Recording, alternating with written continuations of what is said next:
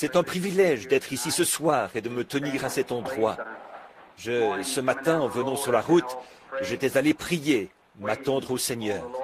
Et en venant sur la route, j'ai mis la radio pour écouter un prédicateur radiophonique, Frère Smith, le frère de couleur.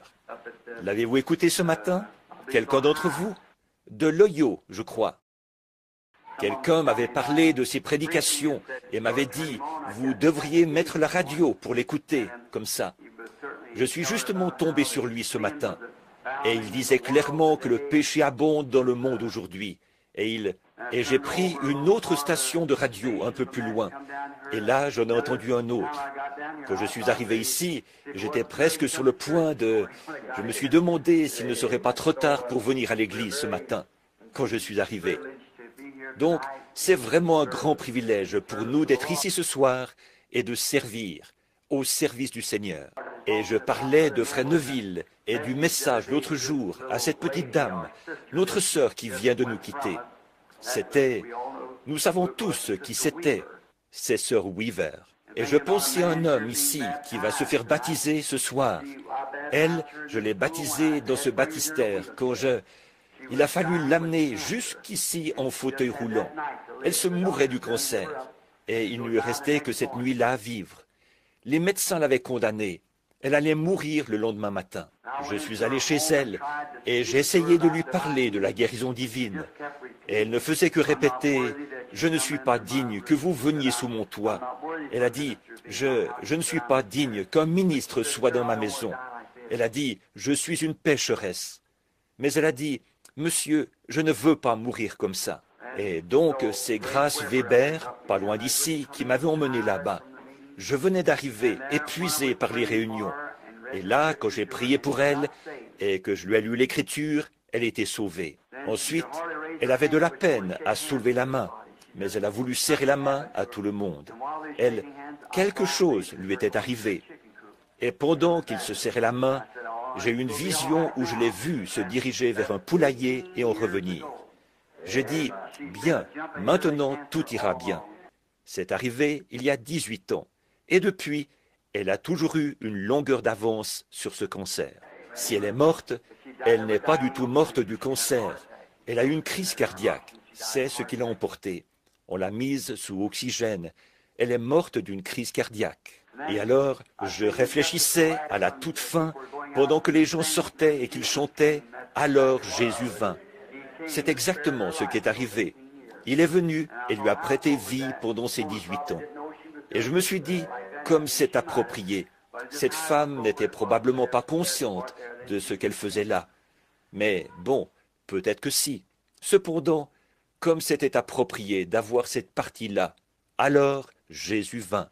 Maintenant, c'est juste avant de commencer, j'espère ma grande série de réunions.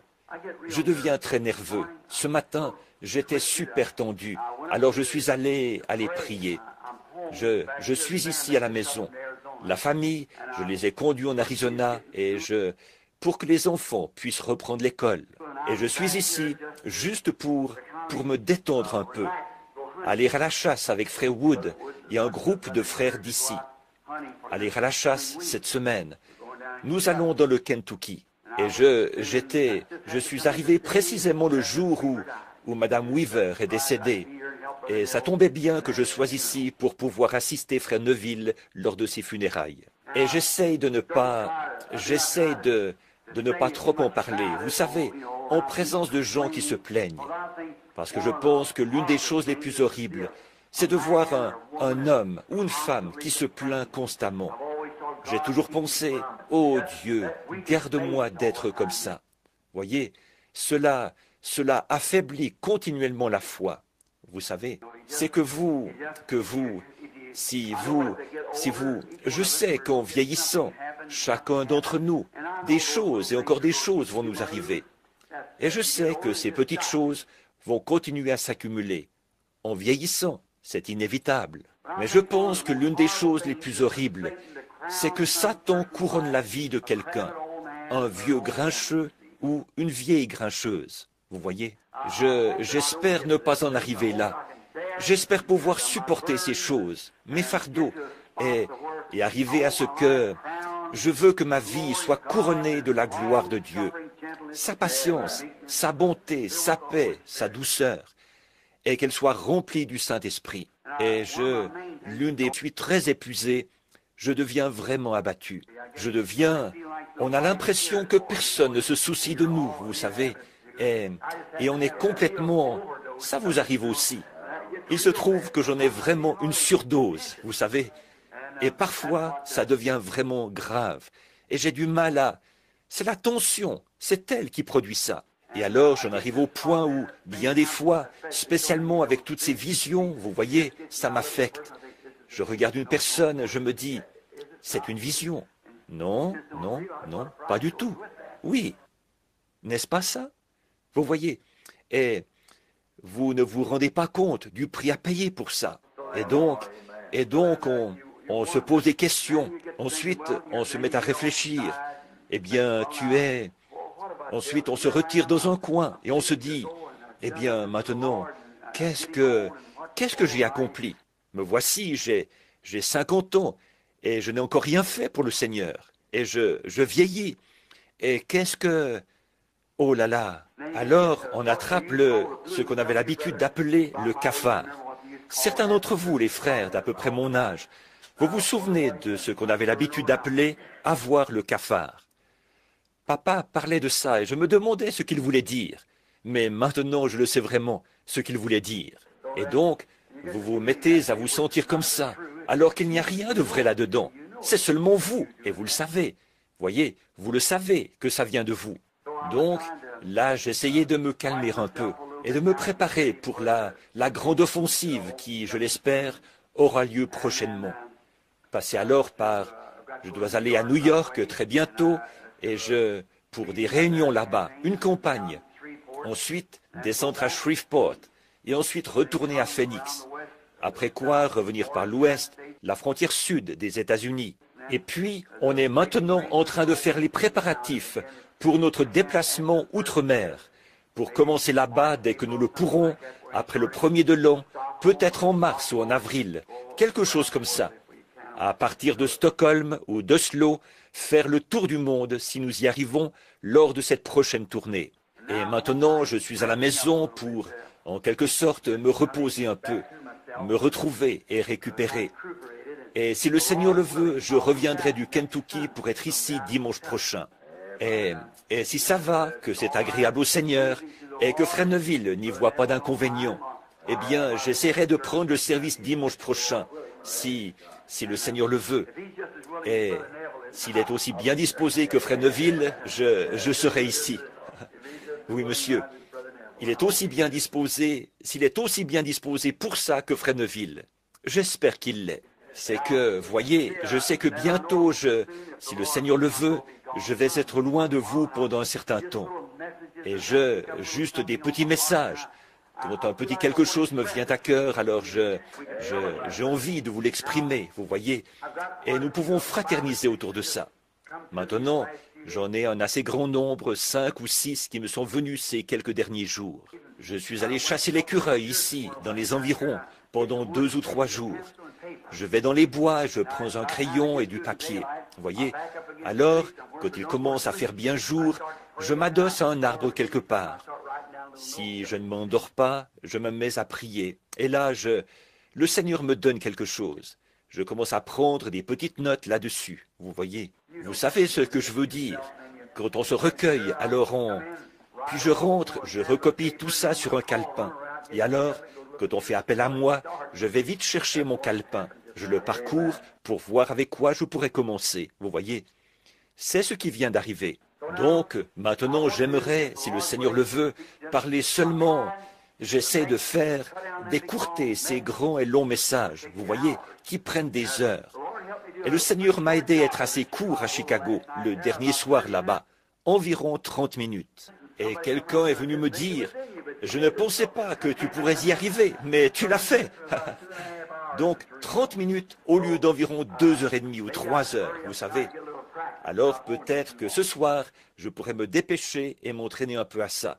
Ne pas vous retenir trop longtemps. Que Dieu vous bénisse. Où que j'aille, il n'y aura jamais d'endroit comme ce tabernacle ici. C'est chez moi, mon doux chez moi. Aussi, toute ma sympathie va à la famille Weaver. Et ce précieux frère de couleur qui est décédé, j'ai prié avec lui un peu avant qu'il parte, et c'était un brave homme. Il est maintenant à la maison avec Dieu, et c'est terminé. Il faut partir d'une manière ou d'une autre, ça nous le savons tous. Alors que le Seigneur fasse reposer leur âme en paix, et un jour, nous nous attendons à nous retrouver dans un pays là-bas, où il n'y a pas de maladie, pas de chagrin, pas de mort. Jusque-là, faisons tout ce que nous pouvons pour l'Évangile. À propos de tension, je priais à ce sujet ce matin. Que feriez-vous si vous n'aviez pas de tension? Réfléchissez-y. La tension fait partie de la vie. Ça m'a un peu encouragé quand j'ai eu cette pensée. Si vous n'aviez pas de tension, vous seriez comme une poupée de chiffon. Vous n'auriez pas de sentiments. Rien ne pourrait vous faire réagir. C'est comme un mari et sa femme. Peut-être, si elle veut faire quelque chose et qu'ils essayent de travailler ensemble, spécialement des chrétiens, et que l'autre veut. Et alors, quand vous vous réunissez vous découvrez ce qu'elle a fait. Elle découvre. Voyez, en fait, la tension vous rapproche l'un de l'autre. Quelqu'un vous dit que, eh bien, il dit, pense un peu à ta petite femme qui a supporté beaucoup de tension quand tu n'étais pas très gentil. Ou à ton mari qui a supporté de la tension quand tu n'étais pas très gentil. Après, quand tout est pardonné, regarde quel sentiment tu éprouves pour lui. Oh, là, vraiment, Voyez, il faut que vous ayez des tensions, c'est tout. Réfléchissez un peu à propos de sentiments. Et si vous ne ressentiez rien, pas de douleur, rien. Et s'il n'y avait pas de douleur du tout, vous n'auriez absolument aucun sentiment, voyez.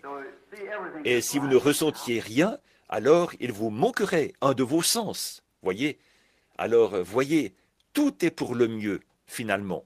Donc, ô Dieu, donne-nous simplement la grâce de tenir debout face à cela. C'est ça qu'il faut.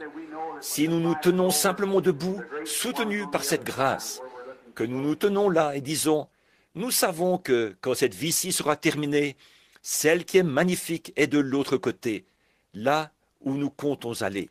Et alors nous rappelons que toutes ces choses, ce sont des tensions. Or, certaines personnes essaient de présenter le christianisme en disant que vous êtes libérés des soucis, vous êtes... Non, pas du tout.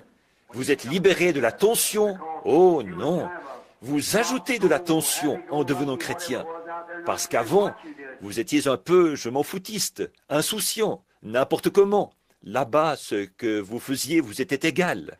Mais quand vous devenez un vrai chrétien, à tout instant, vous vous demandez, suis-je agréable à mon Seigneur? Si seulement je pouvais l'entendre me parler. Cela vous met sous tension, vous met sur vos gardes. C'est ce qui fait de vous ce que vous êtes. Alors, après tout, la tension est une bénédiction. Ça dépend juste de la manière dont vous la regardez. Ça dépend juste de la manière dont vous la regardez. Voyez, si vous regardez simplement l'autre côté, il y a, aussi fine qu'elle soit, une tranche aura quand même toujours deux côtés. Vous voyez? Alors, il faut voir les deux côtés. Donc, la tension, je me dis, oh là là, qu'est-ce que c'est que cette tension? Si seulement j'avais pu naître sans cette tension.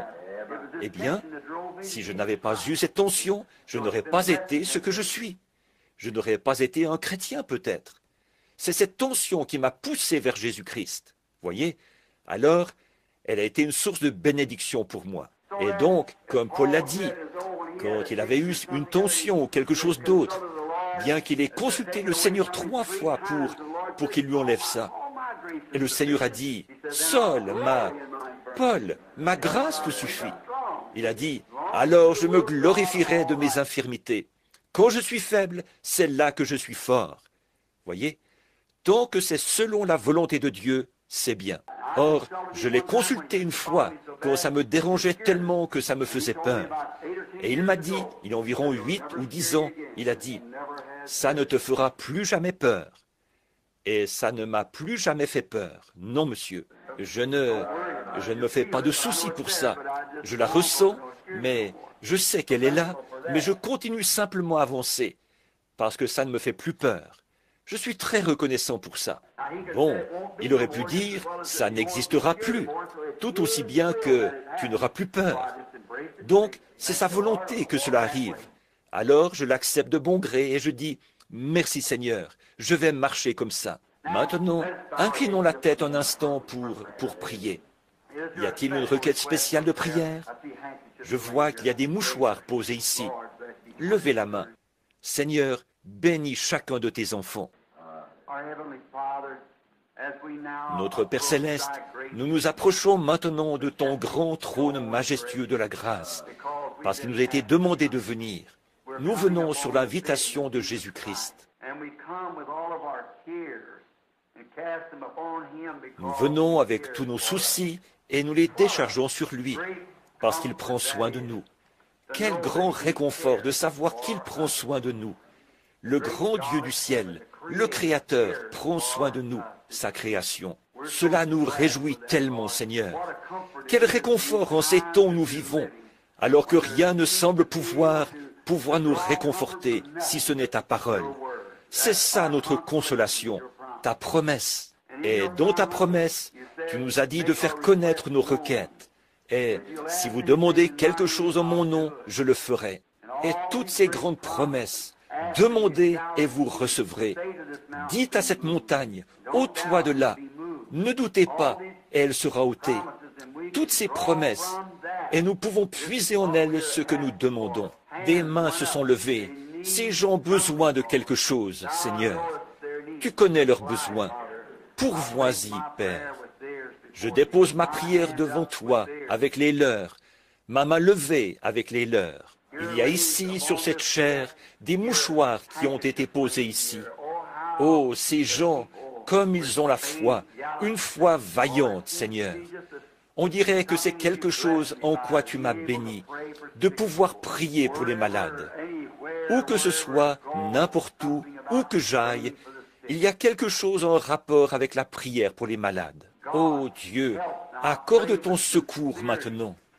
Je te prie avec sincérité d'exaucer les requêtes représentées par les mouchoirs qui ont été placés ici, ces gens qui ont demandé ces choses. Que ta miséricorde soit sur eux. Seigneur, nous avons appris que Sir Hicks a là une femme qui est venue de quelque part, qui a fait tout le trajet jusqu'ici en avion, afin de recevoir de la prière. Elle est atteinte de cancer. Elle demande si elle pourrait l'amener ici. Je te prie, ô Dieu, d'épargner la vie de cette personne. Accorde-le. Mon jeune neveu, Mickey, étendu là-bas, malade, qui vomissait, avec une forte fièvre. J'arrive de là-bas. Seigneur, je crois que nous avons eu là la prière de la foi, que tu as stoppé cette fièvre, et je t'en suis reconnaissant. J'ai senti la fièvre quitter ce garçon avant que je sorte de la chambre. Maintenant, Seigneur, et merci pour toutes ces choses. Maintenant, c'est à moi qu'il incombe de parler de ta parole. Donne-nous ta parole, Seigneur. Ta parole est la vérité. Bénis nos âmes et donne-nous la grâce dont nous avons besoin. Fais que nous la puisions dans les promesses de Dieu ce soir, dans la parole, pour être soutenus pendant le reste de cette semaine. Accorde-le. Bénis notre pasteur, cette âme vaillante, sa femme, ses enfants, les diacres, les administrateurs et toutes les personnes qui entreront dans ce bâtiment ou en sortiront. Accorde-le, Père. C'est au nom de Jésus-Christ que nous demandons ces bénédictions. Amen. Maintenant, je veux lire à deux endroits dans les écrits du Seigneur. Je veux lire premièrement dans le livre des psaumes, le psaume 86. Et ensuite, je veux lire dans Matthieu au chapitre 16, de 1 à 3. Je veux lire une partie de ce psaume, pas tout, mais jusqu'au verset 11 environ, ce qui fait un peu plus de la moitié.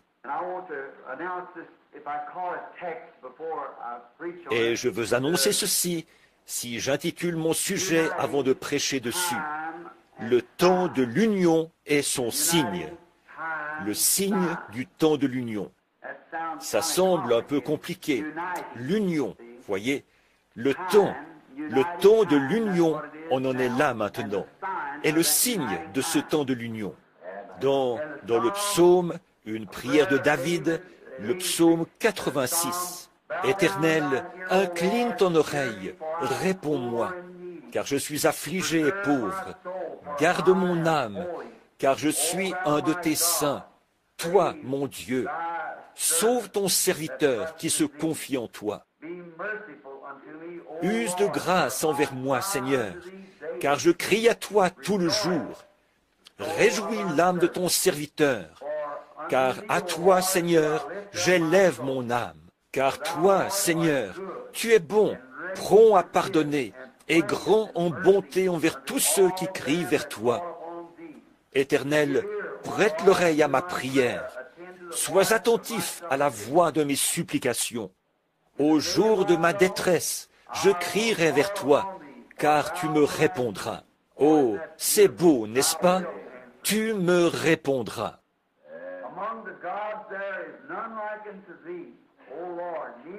Seigneur, nul entre les dieux n'est comme toi, et il n'y a point d'œuvre comme la tienne.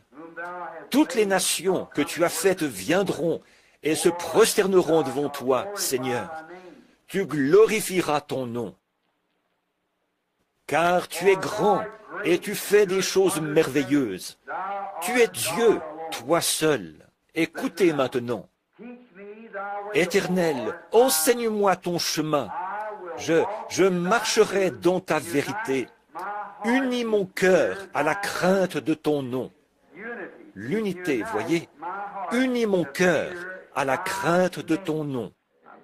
Je parle maintenant d'union et du signe du temps. Maintenant, au chapitre 16 de Matthieu, les pharisiens et les sadducéens abordèrent Jésus pour l'éprouver, lui demandant de leur faire voir un signe venant du ciel. Et Jésus leur répondit, « Le soir vous dites, il fera beau, car le ciel est rouge. Et le matin, il fera sombre, de l'orage aujourd'hui, car le ciel est d'un rouge sombre. Hypocrite, vous savez discerner l'aspect du ciel, et vous ne pouvez discerner les signes du temps. » Que le Seigneur ajoute ses bienveillantes bénédictions à la lecture de cette parole.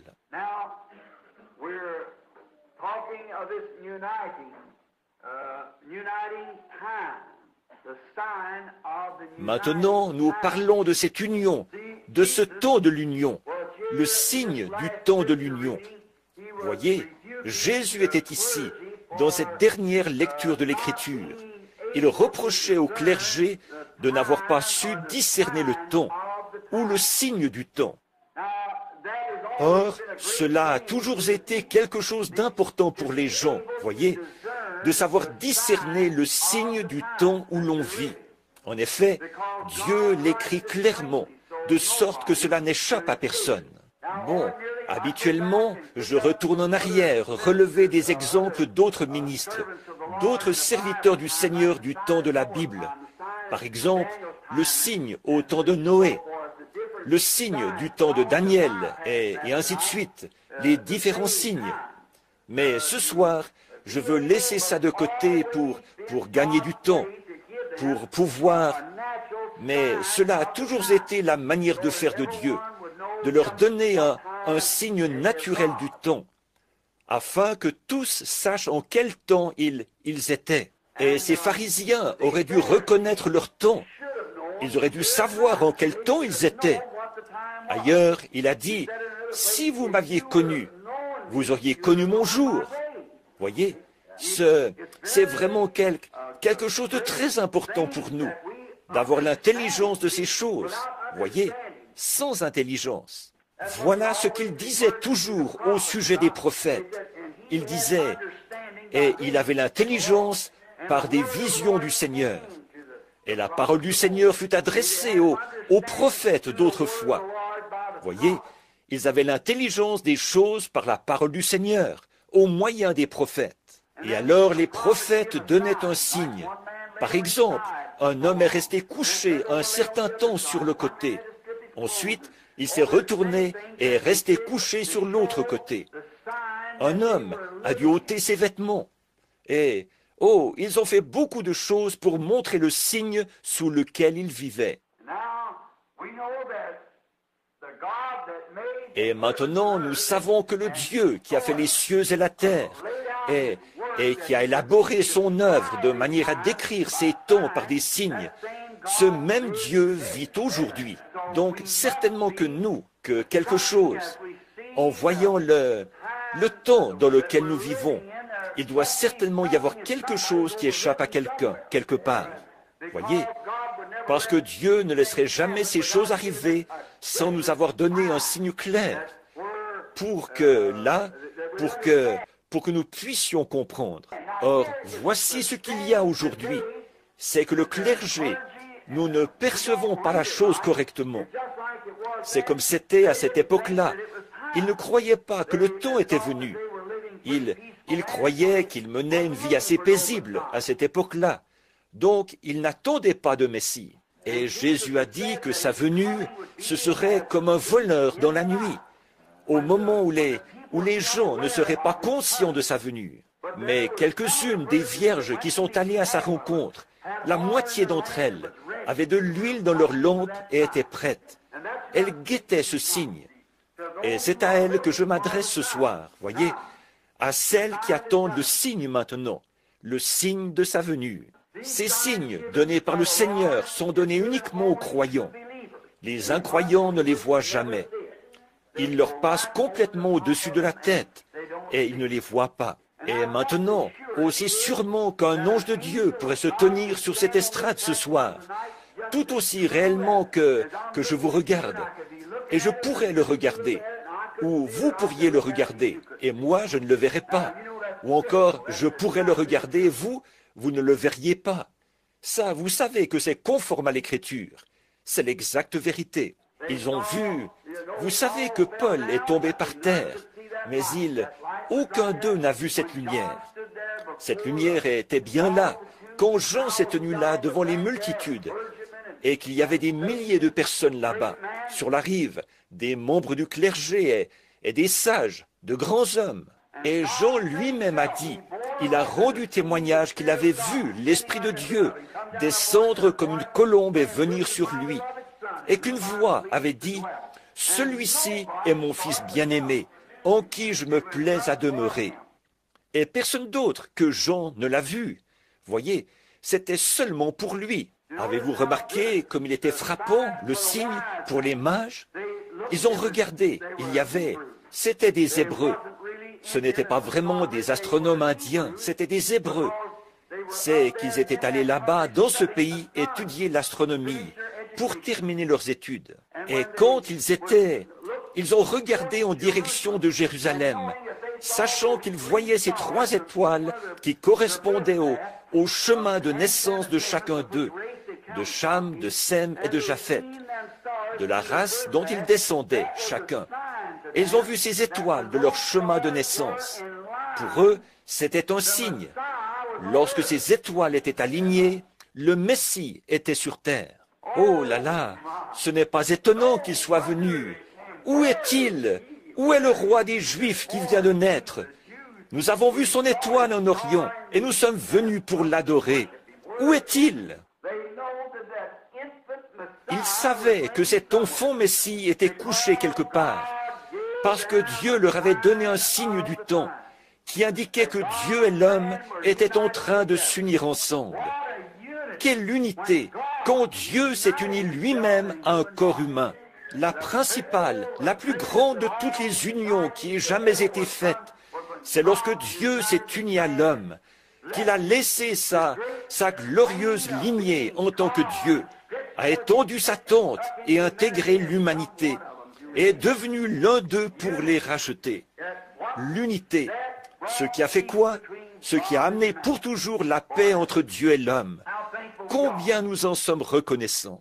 Et les signes n'étaient pas envoyés. Maintenant, pensez un peu.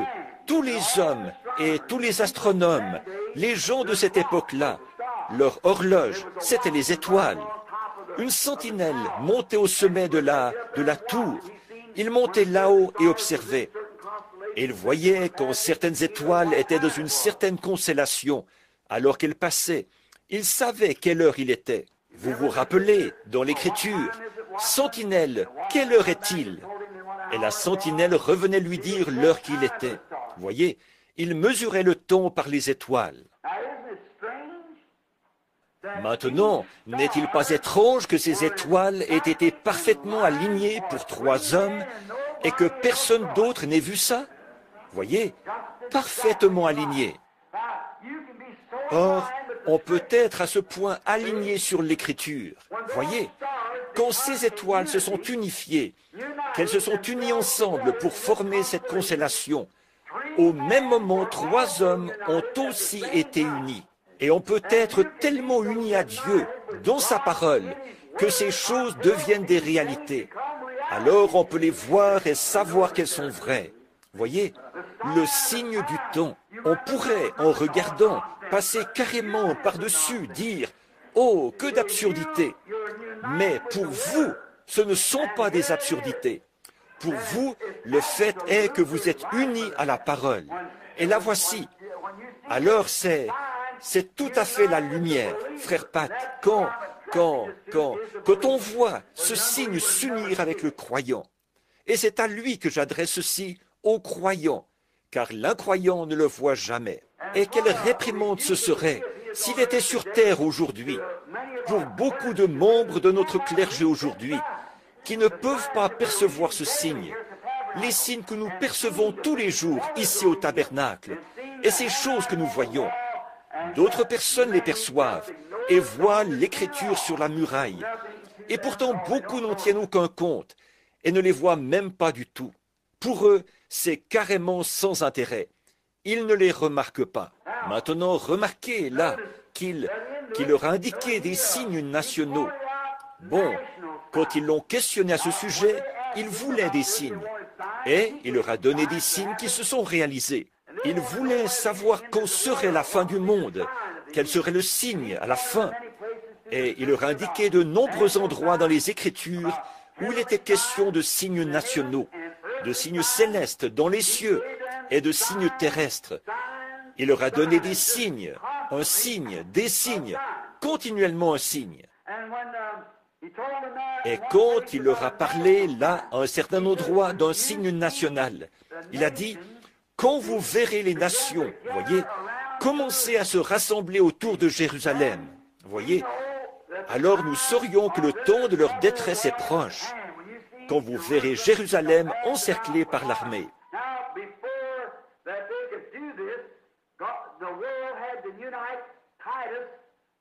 Maintenant, avant qu'ils puissent faire ça, Dieu, le monde devait s'unir. Titus, ce grand général romain, devait réunir ses armées et arriver là, après que les Juifs avaient rejeté le signe du temps que Dieu leur avait donné. C'est à ce moment-là que Titus a réuni ses armées et est venu prendre la ville. Il y a une union du soi-disant peuple de Dieu contre la parole de Dieu, avant que la nation puisse s'unir contre le peuple de Dieu. Voyez, l'unité, l'union, s'unir ensemble. Je crois que nous vivons dans un grand temps d'union. Je note ces feux rouges, ces signaux clignotants et tout. Les femmes, comment elles agissent, et les hommes, comment ils agissent, et les églises, comment elles agissent. Je montre à ce petit groupe, de tout mon cœur, que je crois que nous sommes en train de nous aligner en conformité avec la parole de Dieu, en cette grandeur prophétique, juste avant la venue du Seigneur Jésus. Nous nous unissons ensemble et nous nous préparons. Or, vous voyez, avant que Titus unisse les nations réunisse ses armées, Israël, eux, ils se sont unis ensemble, ils se sont ralliés, ils ont refusé de croire que Jésus était le Messie. Ils l'ont rejeté et l'ont chassé et l'ont crucifié. Et alors, quand ils ont rejeté le salut qui leur avait été envoyé, ils se sont unis ensemble pour le faire. Maintenant, retenez bien cela. Ils se sont unis ensemble pour rejeter le message de l'heure. Il fallait qu'ils le fassent. Et après qu'ils l'ont fait, alors le signe national est arrivé. les nations ont commencé à s'unir ensemble. Et Titus a amené cette grande armée de Romains et de Grecs. Et il a encerclé les murs de Jérusalem. Il a enfermé ces gens à l'intérieur, là. Et ils sont morts de faim. Ils ont mangé l'écorce des arbres. C'est ce que Joseph, le grand historien, nous raconte. Et ils ont mangé l'herbe qu'il y avait par terre. Ils ont même fait bouillir les enfants les uns des autres et les ont mangés. Voyez, ces gens avaient perdu la raison.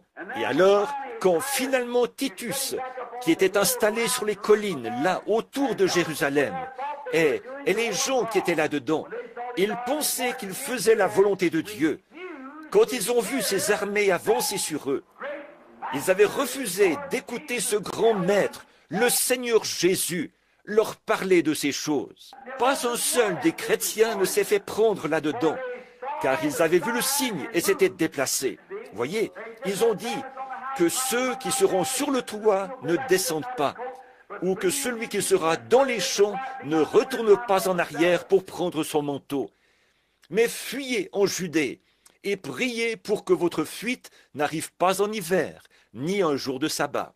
En effet, en hiver, les collines auraient été complètement enneigées, et le jour du sabbat, les portes auraient été fermées.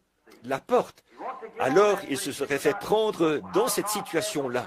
Voyez, nous voulons parler de ça bientôt, de la manière dont Dieu fait ces choses, si le Seigneur le veut. Maintenant, remarquez, ils ont prié pour que ça n'arrive pas comme ça. Jésus leur avait dit de prier pour ça. Et ils n'ont pas pris un seul d'entre eux là-dedans. Ils étaient partis. Parce qu'ils avaient regardé le signe, ils étaient partis. Un point, c'est tout. Oh, comme les églises aujourd'hui devraient voir le signe du temps où nous vivons. Fuyez à toute vitesse vers le calvaire pour avoir la vie.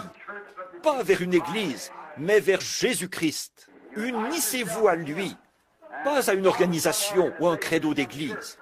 Unissez-vous à Christ et soyez sûrs que c'est bien lui. Vous ne pouvez pas accepter n'importe quoi. Vous devez être certain que c'est lui. Quel temps d'union! Alors nous voyons qu'ils ont rejeté le Messie. Et ensuite, ils se sont unis ensemble et se sont ligués. Et ils ont fait entre eux une motion qui déclarait que toute personne qui recevrait Jésus comme prophète serait excommuniée de l'Église. Vous vous souvenez du garçon aveugle qu'on avait amené, ses yeux privés de la vue. Et les disciples ont dit, qui a péché? Lui ou son père, sa mère? Et Jésus a dit, dans ce cas, ni l'un ni l'autre, mais c'est afin que les œuvres de Dieu s'accomplissent, qu'elles soient connues. Et souvenez-vous, ils ont dit que le père et la mère n'avaient pas pu le dire. Ils ont dit, ils savent que c'est notre fils, mais nous, on ne sait pas comment il a été guéri. C'est que les Juifs avaient déclaré que toute personne qui confesserait qu'il était le prophète serait excommuniée. Mais vous voyez, les œuvres de Dieu, c'était que ce garçon ne faisait pas partie de ce groupe-là. Alors il a dit, eh bien moi je trouve étrange que vous ne sachiez pas d'où vient cet homme, et pourtant il m'a donné la vue. Voyez, maintenant lui, il pouvait le dire. Voyez, c'était ça, les œuvres de Dieu. Il avait été guéri et rétabli, et il pouvait le dire, parce que rien ne le retenait nulle part. C'était sur lui que les œuvres avaient été faites. Et assurément, il voyait ça pour la première fois de sa vie. Alors, les Juifs se sont unis contre Jésus et contre sa fonction de Messie et son message messianique. Nous voyons la même chose arriver maintenant, exactement la même chose. Le communisme s'unit afin de détruire l'Église. Et la seule façon dont ça, c'est après que l'Église se sera aussi unie dans le Conseil des Églises, le Conseil mondial des Églises, afin de nier et de détruire le message, la parole. Elles ont rejeté la parole. C'est ce que les Églises ont fait. Elles ne peuvent pas l'accepter, parce que celle-ci s'oppose à leur credo dénominationnel. Peu importe combien de colonnes de feu seraient suspendues au milieu des gens, ou combien de personnes combien de choses seraient prédites et se réaliseraient. et tous les grands signes qu'il a promis pour le dernier jour. Elles ne le peuvent pas. Elles sont donc en train de s'unir maintenant. Et votre pasteur ici et beaucoup d'autres peuvent vous le dire, ceux qui lisent, qu'elles ont formé le mouvement œcuménique du monde. Et c'est un ministre luthérien qui est à la tête de ça. Alors, si jamais un désastre survenait, se produisait ici dans le quartier, si nous ne sommes pas unis à ce mouvement œcuménique, là, notre Église ne pourra plus être une Église. Elles pourront l'utiliser comme entrepôt. Ou si l'un de nous, frères, voyait quelqu'un en train de mourir ou qui est blessé et essayait de lui offrir une bénédiction spirituelle, nous pourrions être abattus à cause de ça. C'est tout à fait exact. On pourrait nous donner 10 ans de prison fédérale pour avoir offert un secours, parce que nous ne sommes pas membres de ce mouvement œcuménique. Ne voyez-vous pas la marque de la bête? Voyez? Maintenant, nous voyons arriver ce temps de l'union. Voyez? Maintenant, observez. Et là, l'Église est unie contre le message. Et alors, une fois qu'elle l'a fait, les nations s'unissent dans le communisme pour détruire de nouveau l'Église. Exactement ce qu'elles avaient fait au début. Voyez? Cela se répète de nouveau. Il fallait d'abord qu'Israël rejette le message. Et quand ils ont rejeté le message, alors les forces armées, la vie nationale, se sont unies ensemble avec d'autres nations et sont venues détruire l'Église. Et aujourd'hui, ils ont rejeté le message du Seigneur Jésus. Ils ont rejeté le message. Et maintenant, l'heure est venue où le communisme est en train d'unir le monde entier contre l'Église. Voyez, il faut qu'il en soit ainsi. Or, c'est dur de dire ça. C'était dur pour ces Juifs de croire. Ils ont dit, maintenant venez, frères, nous voyons que notre Dieu est avec nous. Donc nous allons entrer dans le temple. Et maintenant, nous allons prier et laisser le Saint-Père un tel et le Saint-Père un tel conduire la prière. Fermez la porte. Et Titus est resté sur ses positions. Il n'a pas bougé de là pendant environ 1 an ou plus. Voyez, il a monté la garde et les a laissés complètement mourir de faim. Pas un seul n'a pu sortir de la ville. Ils sont morts de faim. Et quand il est entré là et a démoli les murs, le sang a jailli et coulé comme des rivières là-bas, quand il a massacré tout ce qui s'y trouvait. Or, l'ange du Seigneur avait prophétisé cela dans l'Ancien Testament et avait dit que cela allait arriver. Et ces ministres qui faisaient partie du clergé, qui étaient censés être au courant et informer les gens à ce sujet, bien au contraire, quand Jésus s'est tenu au milieu d'eux, ils ne l'ont même pas reconnu. Et ils ont essayé d'en faire une sorte de patte de lapin. Fais-nous un tour. Voyons comment on fait ça. Montre-nous un signe. Voyez? Et il a dit, mais il a fait tant de choses. Et pourtant, il ne pouvait pas voir ce qu'il en était. Voyez? Et alors, quand ils l'ont rejeté comme le message de ce jour-là, ils ont rejeté le message de ce jour-là. Ils n'ont pas vu le signe de ce jour-là. Le signe de la prophétie biblique a été accompli devant eux. Et ils ont dit, entrons maintenant. C'étaient des hommes saints. C'étaient des hommes dont la vie était irréprochable. Ils n'auraient pas pu être comme ça et ensuite être un sacrificateur. Un sacrificateur aurait été tué. On l'aurait lapidé à mort pour la moindre petite chose. Alors il devait mener une vie pure, sainte. Il n'aurait pas pu faire ça, parce qu'on l'aurait lapidé pour à peu près n'importe quoi. Donc, c'étaient de grands hommes et des hommes saints aux yeux des gens. Et pourtant, ils sont entrés en disant, maintenant nous avons Dieu, le Dieu qui a été avec nous tout au long des âges. Nous allons entrer dans son Saint-Temple. Ça l'était, le Saint-Temple de Dieu. Mais vous voyez, il avait été rejeté dans son Saint-Temple. Voyez, nous allons entrer dans la maison du Seigneur. Maintenant, vous, les Hébreux, vous savez tous que nous sommes la race élue.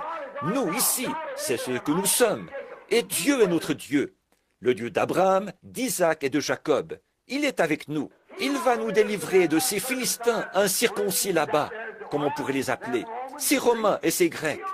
Il va nous en délivrer. Entrons dans la maison du Seigneur. Ça avait l'air d'être une bonne idée. Mais qu'est-ce qu'ils avaient fait? Le bâtisseur de la maison s'y était trouvé sous la forme d'un humble charpentier galiléen. Et il l'avait rejeté. Alors que Dieu avait confirmé qu'il était son messager de l'heure, le germe. Et il l'avait rejeté. Alors toutes les prières, toute la sincérité, tous leurs sacrifices ne voulaient rien dire pour Dieu. Ils avaient fait ça. Et Dieu a laissé cette grande armée s'unir pour la détruire. Et nous voyons aujourd'hui que les églises, de par les dénominations et tout ça, rejettent la parole de Dieu. Elles ne veulent pas qu'on leur parle de ces choses, que la science peut pourtant prouver par des photos et tout. Mais quand même, elle ne veut rien avoir à faire avec cela.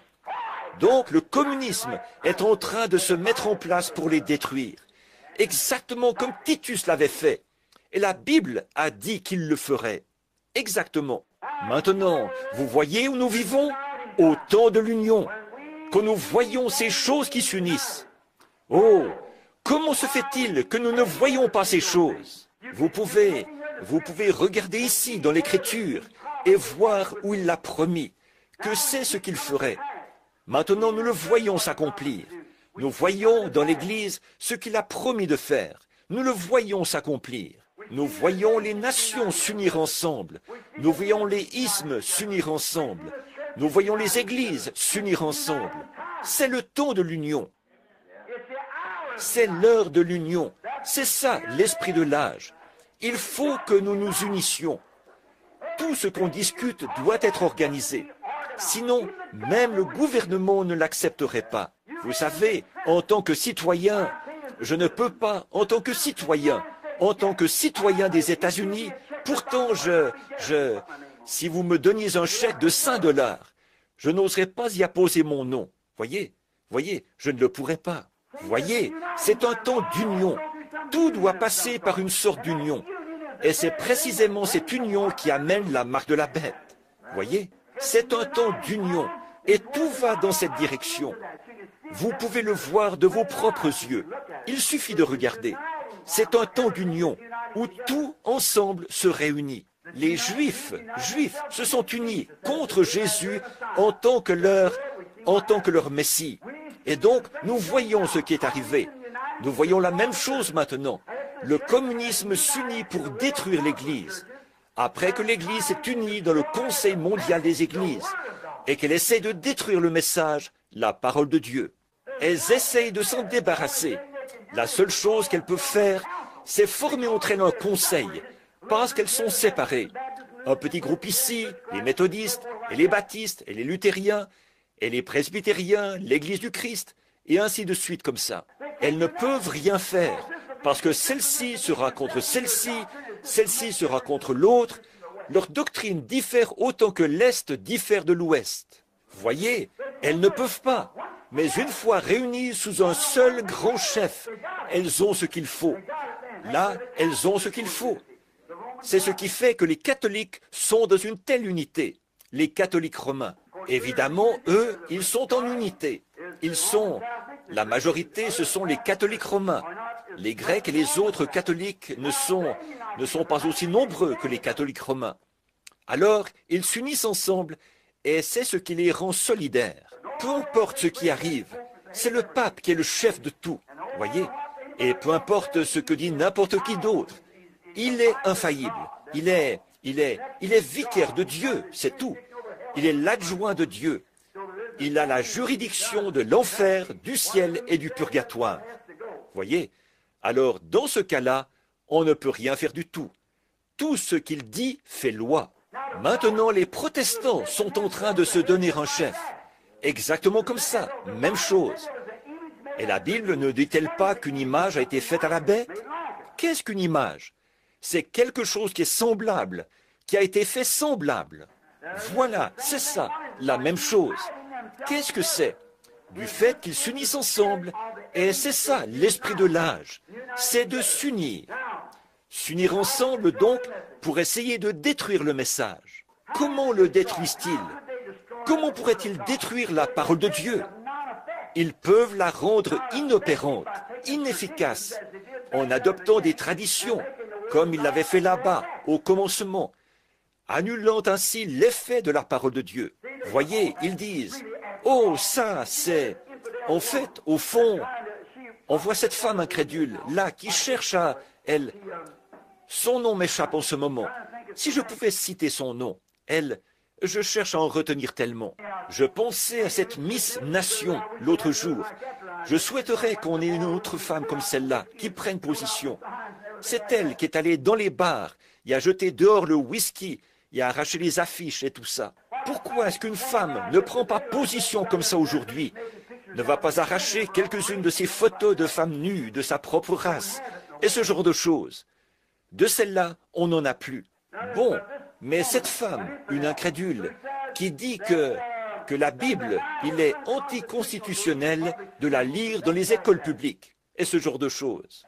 Maintenant, ce qu'ils font aussi, l'avez-vous remarqué? Ils essayent de dire maintenant, et des gens qui étudient beaucoup l'Écriture l'ont dit, qu'une grande partie de la prophétie, de ce qui a été prophétisé dans la Bible, était absolument faux, et ne s'est jamais accompli. Vous en avez entendu parler, et vous l'avez lu. Et ils essaient de dire toutes sortes de choses. Vous voyez, ils essaient de détruire l'effet de cette parole.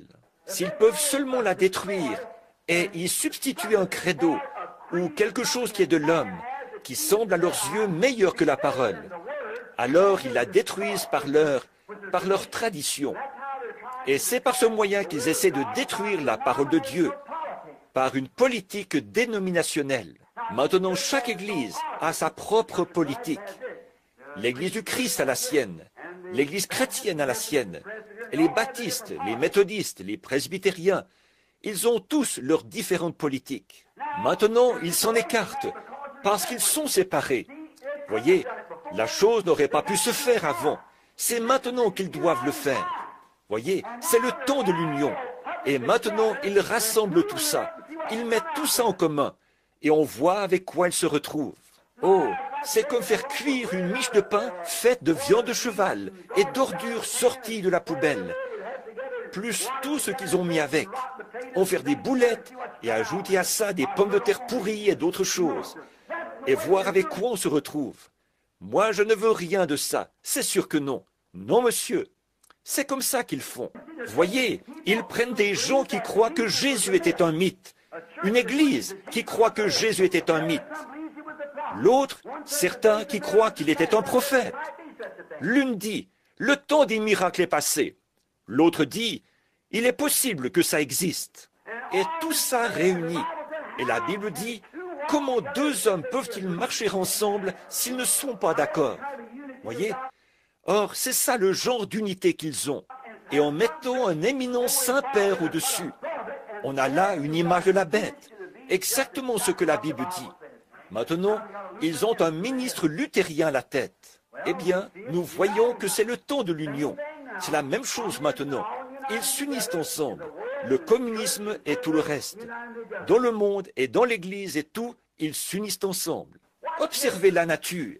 Oh là là, la nature, si vous observez la nature, elle fait la même chose. La nature est le calendrier de Dieu des signes. Le saviez-vous? Jésus leur a dit d'observer la nature. La mer qui mugirait, voyez, et il y aurait différentes choses, et des tremblements de terre en divers lieux, des conflits nationaux, des signes dans le ciel, des signes sur la terre. Partout, il y aurait des signes de ce temps qui arrive. Observez les nuages. Avant que les nuages puissent produire une pluie torrentielle, savez-vous comment ça se passe?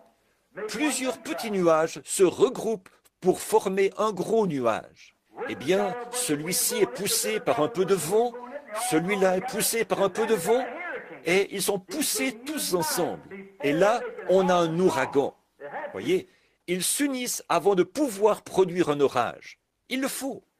Observez les canards et les oies qui s'unissent ensemble avant de quitter leur pays. Voyez, ils s'unissent ensemble. On les voit voler d'un étang à l'autre, d'un endroit à l'autre. Ils se rassemblent tous. Ils s'unissent, se préparent pour leur départ.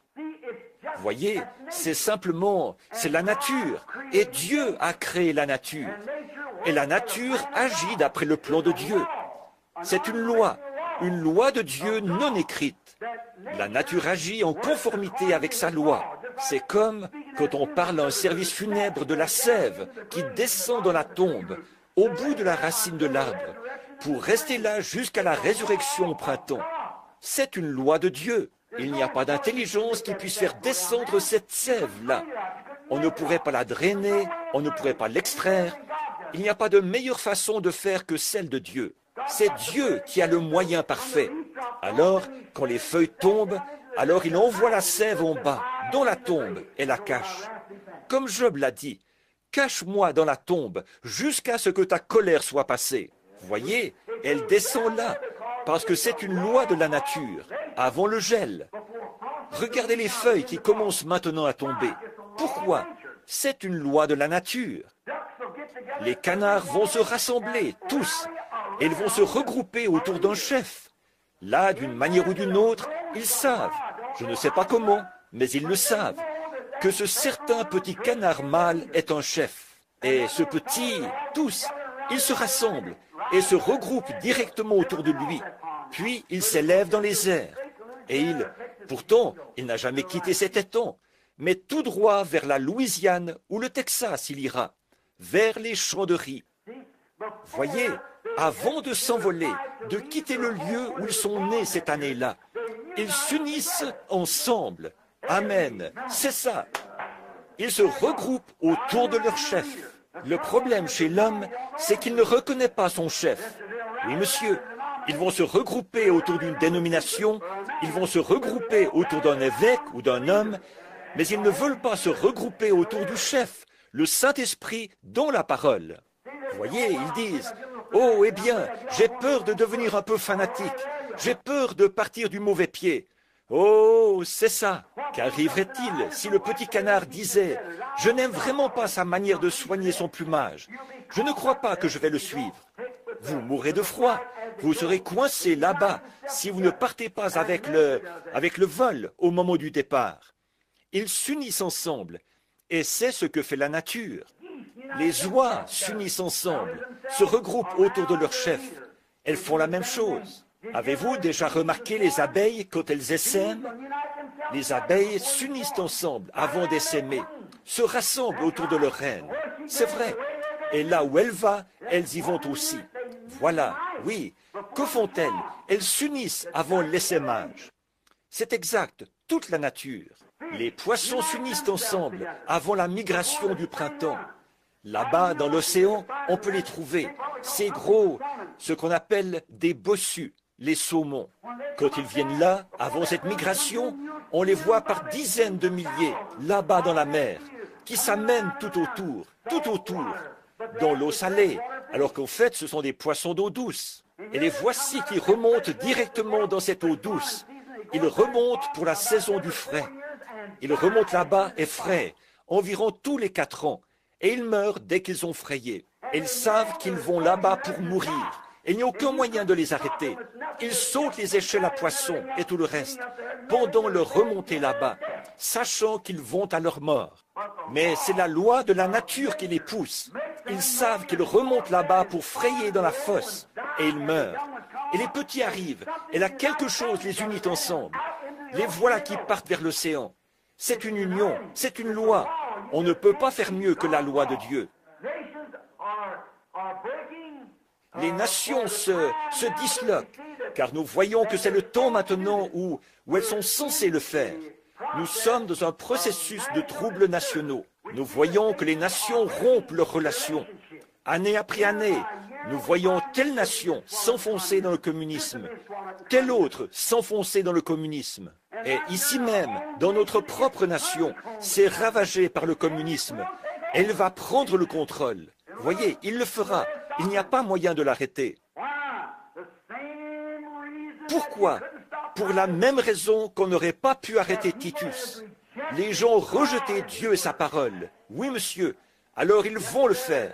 Et nous voyons que le processus est enclenché. D'habitude, j'en ai pour 2 ou 3 heures.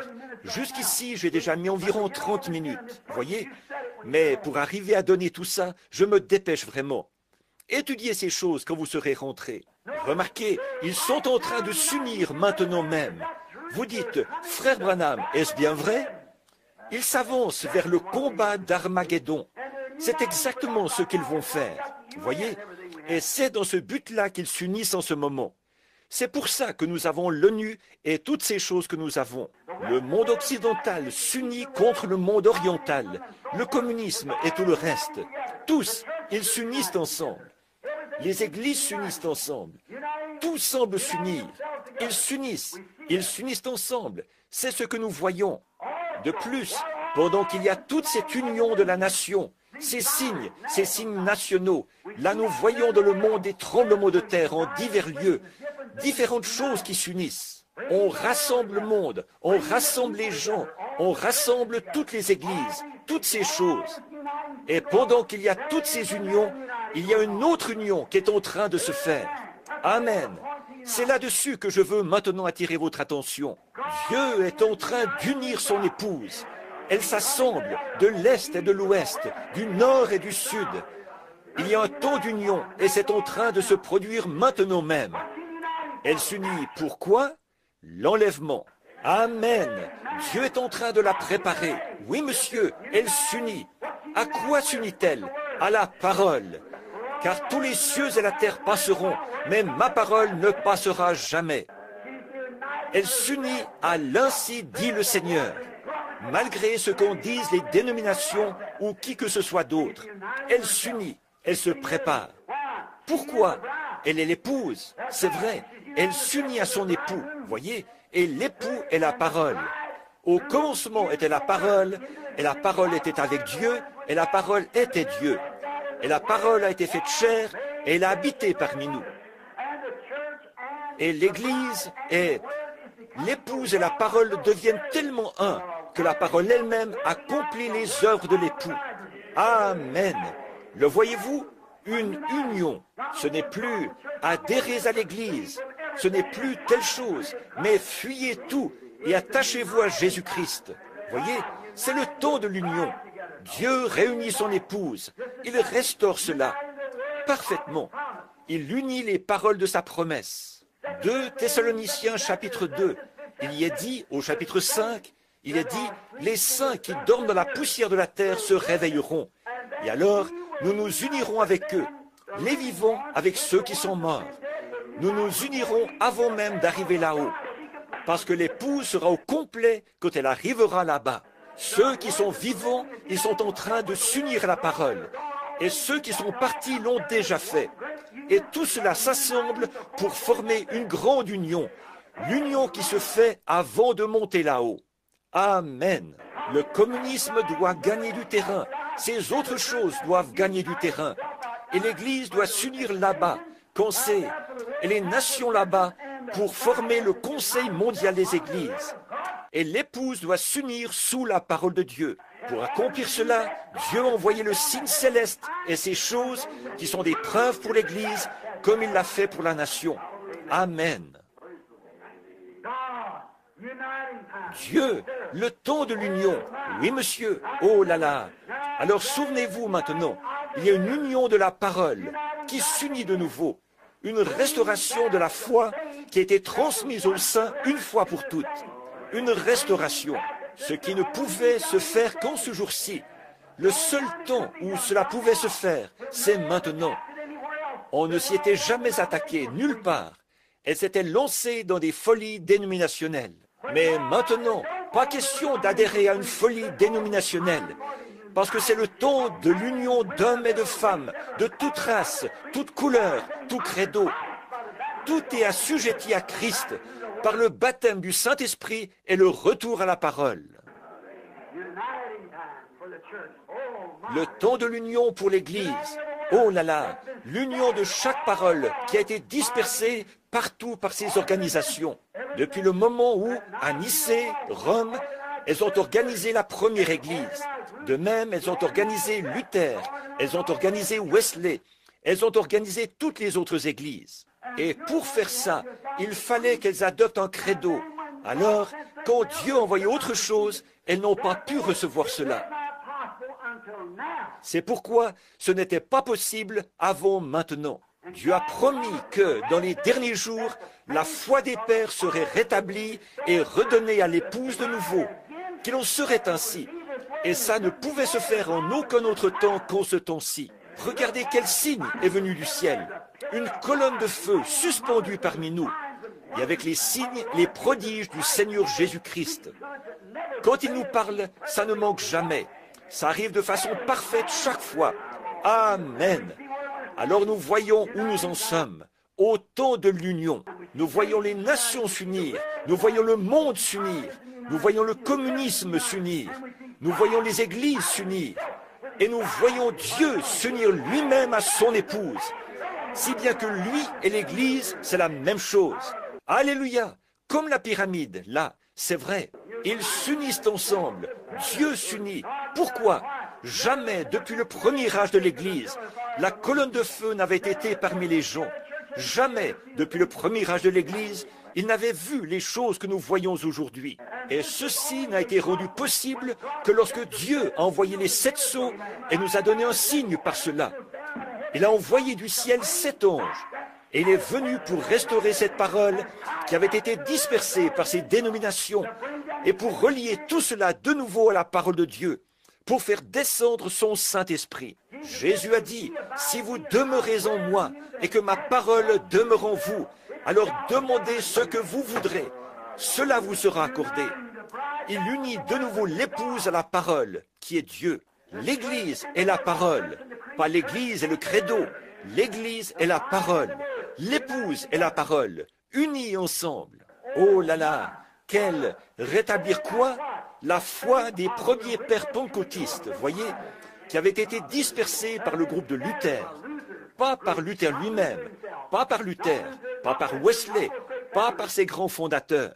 Mais, après leur départ, une église est apparue et alors, ce qu'ils en ont fait, ils en ont fait une organisation. Ils ont accepté des credos et tout, et sont partis comme ça. Et regardez-les aujourd'hui. Maintenant, ils sont entrés dans ce Conseil mondial des églises. Bon, vous voyez, mais dans les derniers jours, vous voyez, nous voyons des choses arriver maintenant qui n'étaient jamais arrivées auparavant. Vous voyez, c'est le signe de Dieu. Et toutes ces unions sont le signe du temps. Maintenant, nous voulons regarder cela attentivement, et être vraiment sûrs que nous le comprenons. Abandonnons là, ils abandonnent la vraie parole pour adopter des dénominations, pour accepter des credos et les opinions de différents hommes, plutôt que d'accepter la parole. Apocalypse 10 dit le message du 7e ange. Maintenant, souvenez-vous, ça, c'est juste au moment des 7 trompettes. Et il y a 7 anges qui font retentir 7 trompettes. C'est à cela qu'on va arriver ensuite. Mais souvenez-vous, là, très spécifiquement, il est dit de l'ange, non pas la trompette du 7e ange, mais le message du 7e ange. Voyez, pas l'ange de la trompette, mais l'ange du message. Voyez, l'ange a seulement sonné de la trompette. Ce 7e ange, l'ange de la trompette. Mais ici, il est dit au jour du message du 7e ange. Voyez, quand son message est fini. Voyez, ça, c'est le message de l'âge de l'Église. C'est en ce temps-là le message, pas la trompette, et le mystère de Dieu qui est écrit dans la parole s'accomplirait. Maintenant, regardez dans quel jour nous vivons. Regardez ces sceaux. C'est ce qui a rassemblé cette parole de Dieu qui avait été dispersée. Luther, là, et tous les autres, ces grands réformateurs qui étaient allés de l'avant, tout cela a été repris et montré dans la Bible. Où ils allaient être, la place précise de chaque homme, ce que l'un ferait et ce qui arriverait à l'Église, ce que l'autre ferait et ce qui arriverait à l'Église, et toutes les choses qu'il avait laissées en suspens. Et alors, au dernier jour, alors que nous ne savions rien de tout cela, il nous a été annoncé d'avance qu'une certaine chose arriverait. C'est même passé dans les journaux et tout. Et voilà qu'il descend directement, révèle cela et relie les mystères ensemble. Amen. Frère, moi je trouve que c'est sublime. Moi je trouve que ça unit les éléments de la parole. Peu m'importe mais oui, ce que les gens disent, pensent, m'importe, c'est vrai. Mais ça, pour moi, c'est la vérité. C'est ce que je crois. Comme les mages qui venaient de Babylone, ils ont crié, « Où est le roi des Juifs qui vient de naître ?» Il est sur la terre en ce moment. Il faut que nous le trouvions, c'est vrai. Et je crois qu'il est si près de venir que je peux dire, voici, l'époux vient. J'entends le cri de minuit. Amen. Nous sommes juste au moment de la fin. Oh là là, cette heure dans laquelle nous vivons. Remarquez, voyez, quel jour, quel temps que celui où nous vivons, où ce grand mystère de Dieu s'accomplit, faisant connaître la divinité, montrant ce qu'il en est. Ces petits ismes au moyen desquels ils ont dévié et fait de lui ceci, et quelqu'un a fait de lui ceci, et quelqu'un a fait de lui cela. Mais l'ange du Seigneur est descendu et a dévoilé tout leur isme. Il a dégagé de là la vérité et l'a présentée. Voilà, c'est ça. C'est absolument parfait. Pas moyen de le voir autrement. Voilà, c'est ça. C'est ce qu'il est. Voyez, la semence du serpent, toutes ces différentes choses qui ont été si mystérieuses pour les gens. Voyez, qu'est-ce que c'est?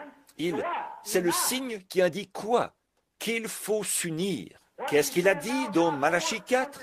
Qu'il rétablirait la foi pentecôtiste originelle, la redonnerait aux gens, avec le même message pentecôtiste, le même signe pentecôtiste, la même preuve pentecôtiste, le même Dieu, la même puissance, le même enseignement, tout exactement pareil, avec la confirmation de la même colonne de feu qui a jeté Paul à terre, là, sur le chemin de Damas. Il est parmi nous aujourd'hui, faisant les mêmes choses qu'à cette époque-là. S'unir. Nous voyons les nations s'unir, nous voyons le monde s'unir, nous voyons les églises s'unir, nous voyons l'épouse s'unir, s'unir à la parole. Pourquoi? La parole est Dieu. Et comme la parole, comme l'époux étant la parole et l'épouse étant l'auditrice de la parole, ils se joignent ensemble dans une union. Ils s'unissent. C'est comme un mariage. Voyez, ils se préparent pour un mariage. Et ils deviennent un. La parole devient vous, vous devenez la parole. Jésus a dit, en ce jour-là, vous le saurez.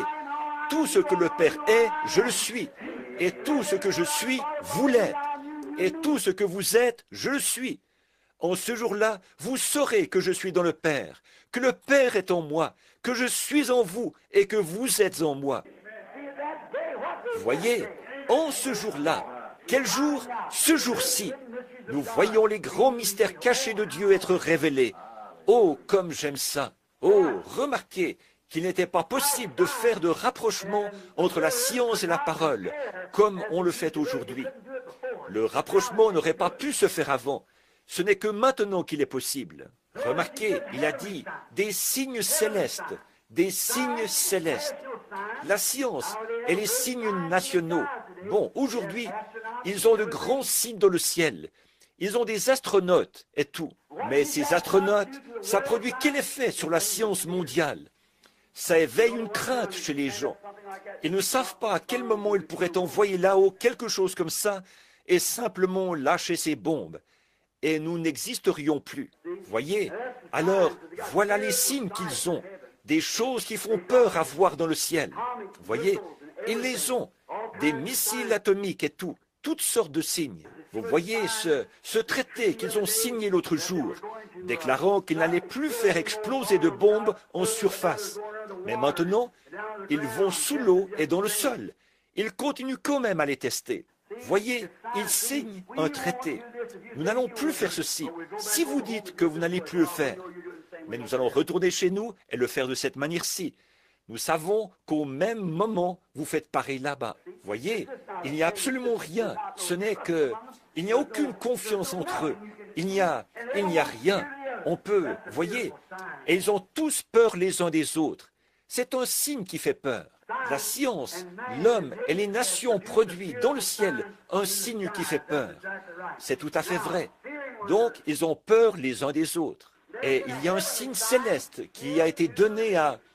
Voyez, bon, eux aussi, ils ont leur signe dans le ciel. Un signe qui fait peur. Un homme astronaute. Il pourrait avoir un missile atomique, le lâcher et détruire la nation entière. Monter là-haut comme astronaute et se tenir là. Rien ne les empêche de faire ça. Ils peuvent certainement le faire. Quand ils le veulent, ils peuvent la réduire en poussière s'ils le veulent. mais dans les 15 prochaines minutes. Et ce que l'un peut faire, l'autre aussi peut faire pareil. Donc, vous voyez, là, ils ont un signe, mais ce genre de signe les effraie. Ils s'unissent ensemble, ils unissent leurs forces. Le monde libre, il unit ses forces. Le communisme unit ses forces avec la Russie. Tous.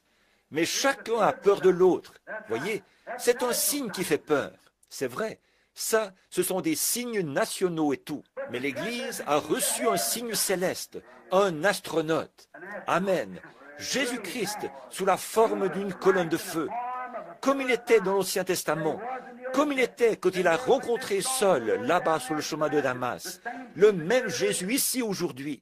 Et qu'est-ce que cela produit? Est-ce que cela amène la peur? Cela amène un amour, une union les uns avec les autres. Amen. De la sympathie les uns pour les autres. Cela amène l'amour de Dieu. Oh, cela nous unit et nous amène le corps de Christ à l'unité en tant qu'épouse. C'est ce qu'il produit maintenant. Cette grande union que Dieu, eux, ils s'unissent. Un groupe ici pour combattre l'autre. Un groupe par ici pour combattre l'autre. Et l'Église est là entre les deux. Regardez bien ce qui va arriver.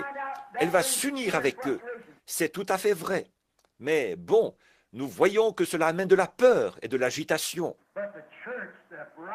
Mais l'Église, l'épouse, est unie par un seul Dieu, sous un seul esprit, l'Esprit de Dieu, dans une sainte union de Dieu, afin d'être une sainte épouse pour Dieu. C'est vrai, tous ensemble, l'unité du corps. Le corps attend comme une épouse, puisqu'elle est l'épouse, puisque nous disons être l'épouse. Pour ce temps de l'union de l'épouse, l'Église s'unit si étroitement. Cela devrait créer entre nous tellement d'amour, au point qu'il nous soit difficile d'être éloignés les uns des autres. C'est vrai, on ne fait que...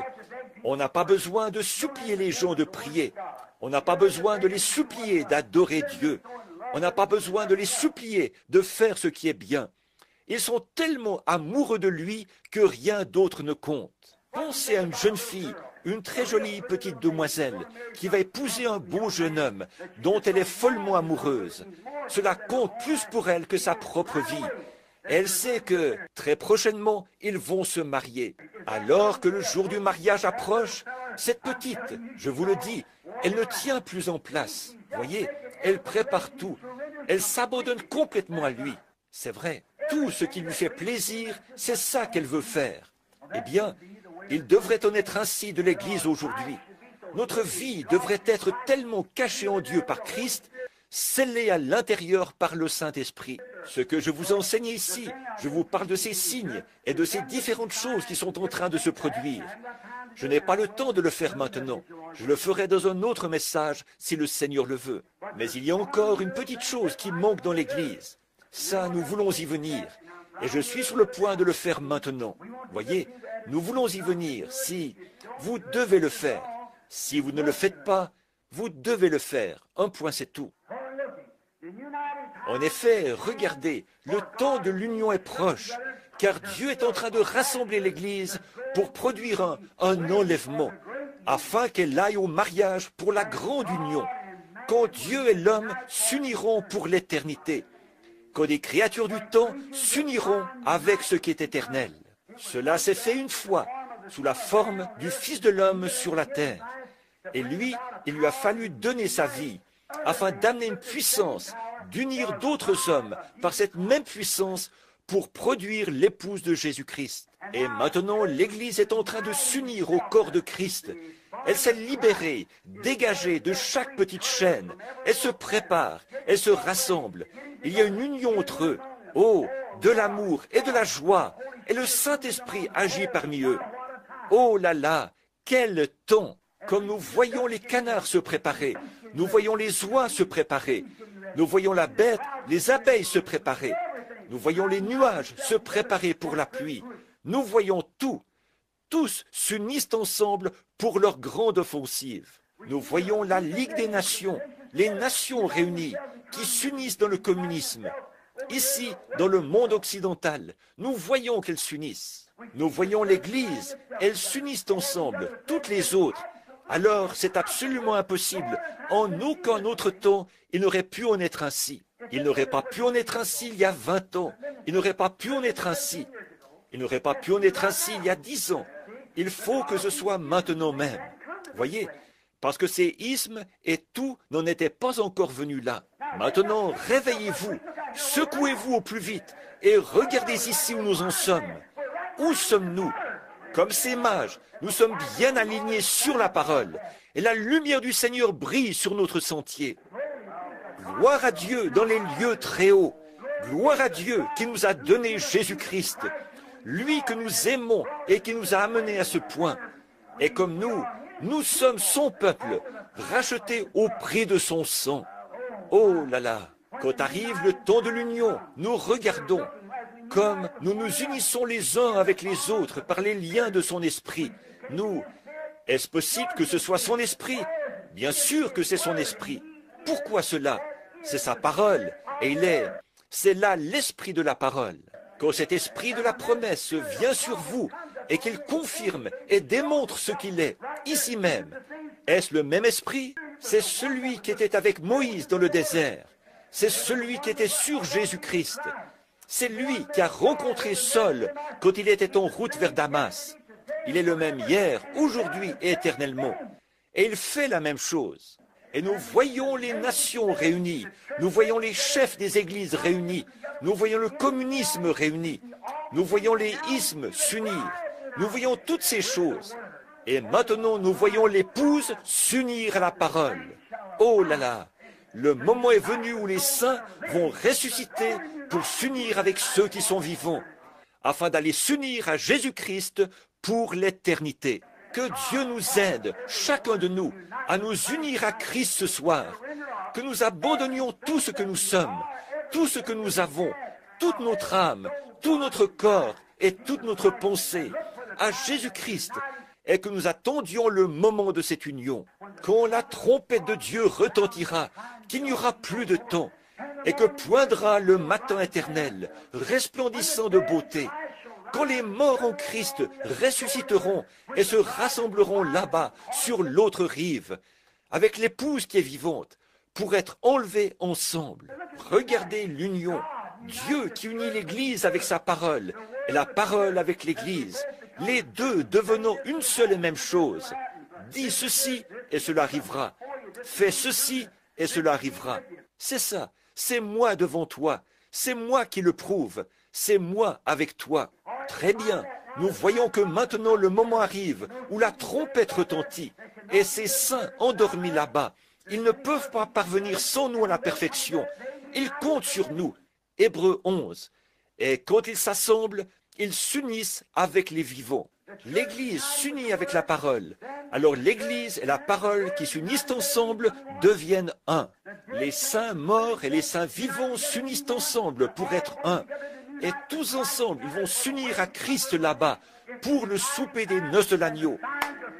C'est le temps de l'union et les signes fusent de toutes parts. Les signes sont présents dans les nations. Les signes sont présents dans le communisme. Les signes sont présents dans le monde occidental. Les signes sont présents dans le Conseil des Églises. Et le signe est ici, ce soir, présent dans la fonction du Saint-Esprit.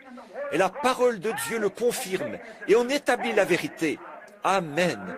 Le temps de l'union, le signe du temps de l'union. Inclinons la tête.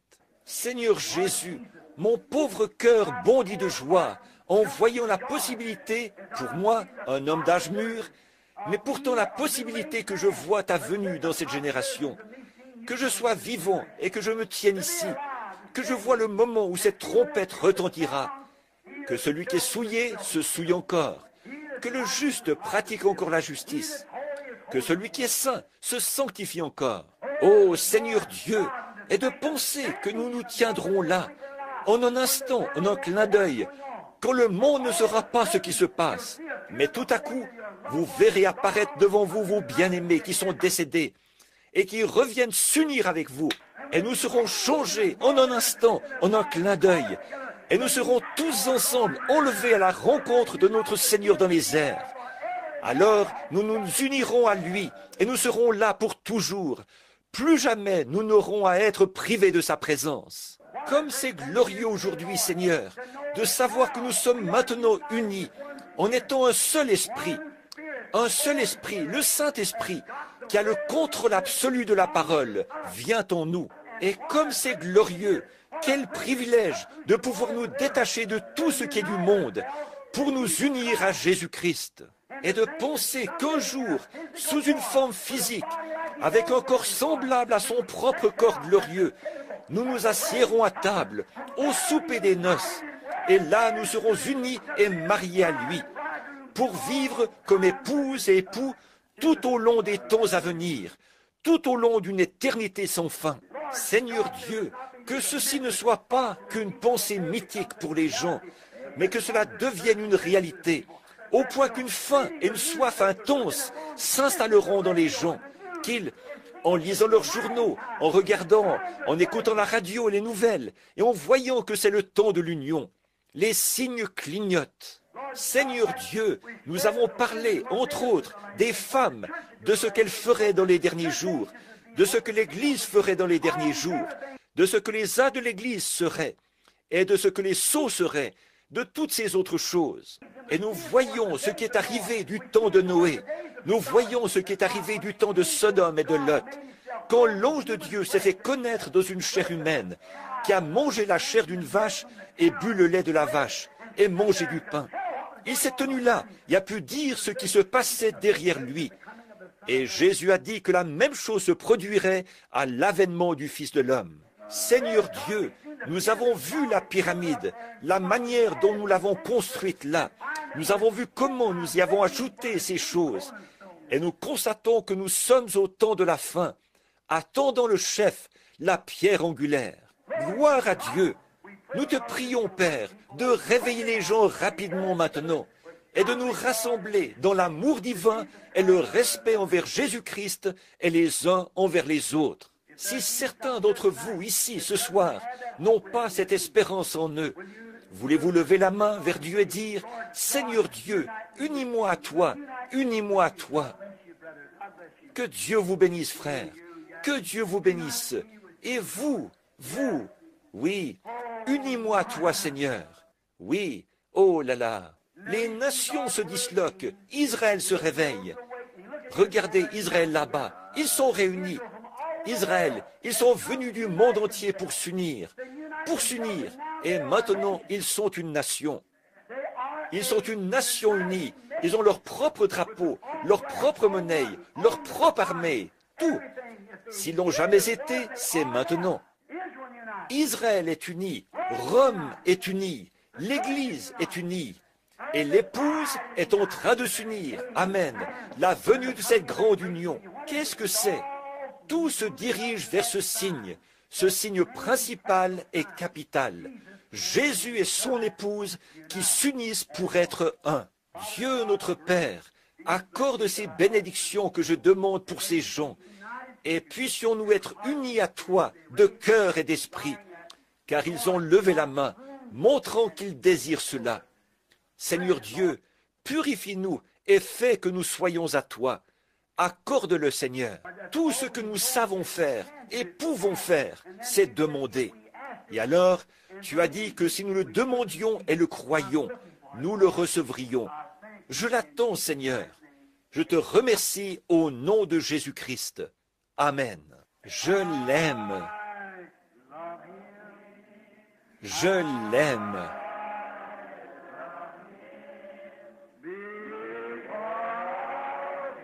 Parce qu'il m'a aimé le premier.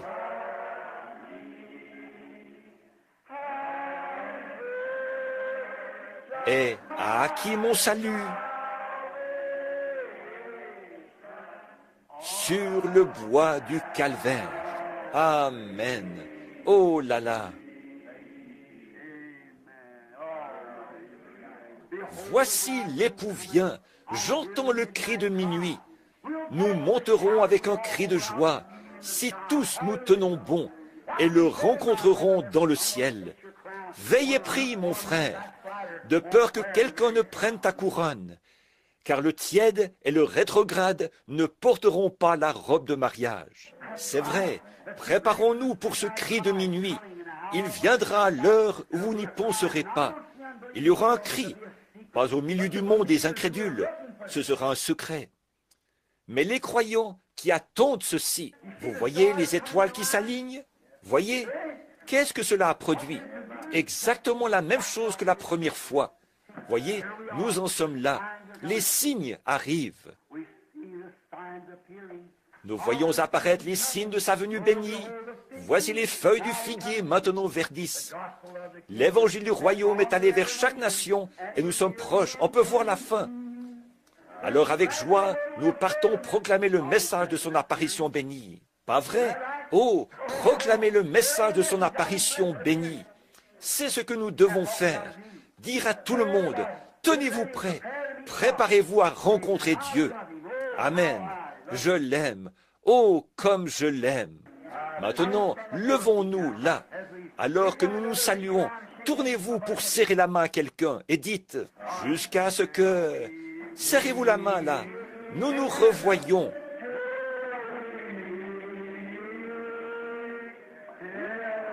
Réunis aux pieds de Jésus, jusqu'à ce que... Souvenez-vous, il se pourrait que vous soyez rappelés. Notre prochaine réunion pourrait avoir lieu à ses pieds. Oh, Dieu soit avec vous jusqu'à ce jour. Maintenant, pensez un peu, avant que nous nous revoyions, avant que nous nous revoyions dimanche matin ou mercredi soir, il se peut que, tout à coup, quelqu'un a disparu. Un tel a disparu. Ils sont partis. Oh, de penser que votre mari a disparu, ou que votre femme a disparu, et la femme de Jean a disparu, et par ici, les enfants ont disparu. Tout est arrivé. Qu'est-ce qui s'est passé? Alors, vous êtes laissés derrière. Oh, que de pleurs et de gémissements lorsque les perdus ont reçu leur sentence. Ils ont crié aux rochers et aux montagnes, comme Israël, quand ils sont retournés dans la ville, au temple. Ils ont prié, mais leurs prières sont venues trop tard. Ils avaient rejeté le message. Oh, frères, ne faites jamais ça. Quoi que vous fassiez, restez fidèles à la cause. Oui, monsieur. Alors, jusqu'à ce que nous nous revoyions, voici ce que nous ferons. Revêt-toi du nom de Jésus, comme d'un bouclier puissant. Quand les tentations surviennent, qu'est-ce que vous faites? Murmure son nom en priant. Précieux nom, nom si doux, espoir de la terre, joie du ciel. Précieux nom, nom si doux, espoir de la terre, joie du ciel. Inclinons maintenant la tête en fredonnant. Nous nous courberons devant lui. Nous prosternons à ses pieds pour le couronner roi des rois. Le voyage terminé.